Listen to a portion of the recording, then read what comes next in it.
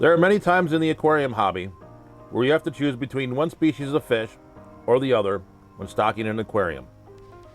This can happen for various reasons, like interbreeding, tank sizes, fish compatibility, and more. So I've decided to kick off a new series of videos where I will compare 2 different species on 7 different aspects. And then a day after the video airs, I will go ahead and put a poll out on the community tab where you can vote for your choice. So let's kick this series off with 2 extremely popular live bearers, the guppies versus the endlers. So before getting into the 7 different aspects, let's talk about the problem with keeping endlers and guppies together, and that's interbreeding.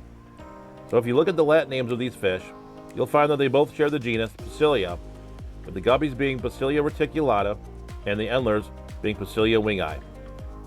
Since they share the same genus name, these fish will interbreed. So if you're working with a pure line of guppies or endlers, you'll definitely not want to mix them up because you'll ruin your lines. So let's start talking about size and appearance. If you look online, you'll find various sources saying that both fish will reach about a length of 2 inches long, with the males being a little bit smaller.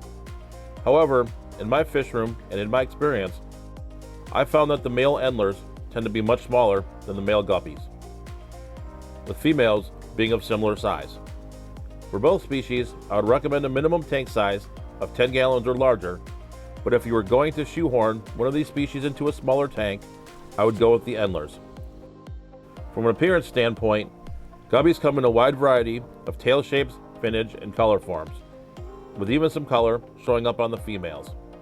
While some endler color morphs have been produced, endlers have not been as widely bred by the aquarium industry, so therefore they have mostly kept their torpedo-shaped bodies and tails. Needless to say, there's a lot more morphs of guppies out there than you'll find of endlers. So now let's talk about availability and finding these fish. If you go to any big box store, you'll definitely find guppies. One thing you'll need to keep in mind if you're shopping at a big box store is you may not be able to find female guppies because the females are less colorful and less likely to sell. However, in my experience, I've rarely seen endlers for sale at your big box type pet stores. If you go to your mom and pop fish store, you will be more likely to find both species for sale, as well as finding both sexes. The same goes for your local fish club. This is one case where I will have to give the nod to the guppy. It's just a more popular fish and can be found in more locations, including your big box pet stores. So now let's talk about pricing. For the more common strains of either species, you can find these at a pretty reasonable price, usually about $2 to $5 per fish. When you look at the higher end strains, you also find some similarities, finding higher end guppy strains at about $40 to $50 per pair, which is very similar to some of your higher end endler strains like your Santa Maria endlers and your stack endlers. I really don't think either fish wins on price. The lower end fish are about the same price, and the same goes for the higher end strains as well. When choosing either of these fish, hardiness and care level are definitely important. Thankfully, both of these species are hardy and easy to take care of. They will eat a wide variety of foods, will tolerate some beginner mistakes, and are both just very solid fish to keep in your aquarium. So out of the 2 species, I would say that guppies are a little less hardy because they've been more inbred and more commercially reproduced than endlers. One place where endlers shine is being able to tolerate much softer water conditions than their guppy cousins. The majority of guppies will fall apart if they're introduced into water with low GH and KH. This is one aspect where I'll definitely give the nod to the endlers.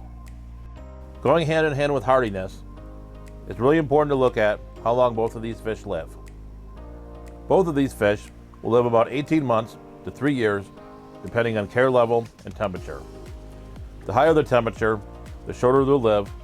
The lower the temperature, the longer the lifespan.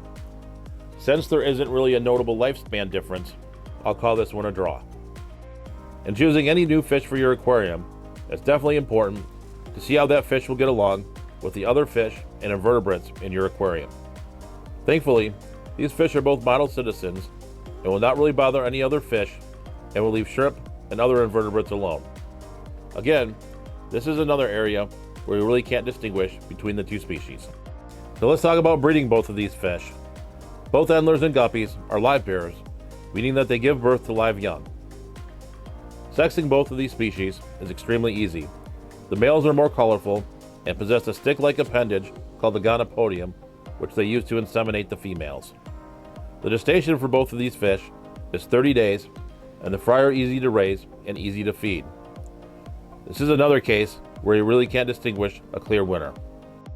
In looking at these 7 categories, I don't really think you can determine a winner. You can make the case for guppies since they're more available, have more color forms, and more tail shapes. But endlers are beautiful in their own right and are slightly hardier than their guppy cousins. So this is truly a case where it comes down to personal preference.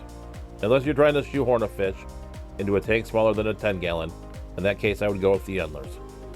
So keep your eye on the community tab, because that's where I'll put the poll up where you can cast your vote for endlers or guppies. So with that being said, stay safe, stay fishy, and I'll see you on the next video.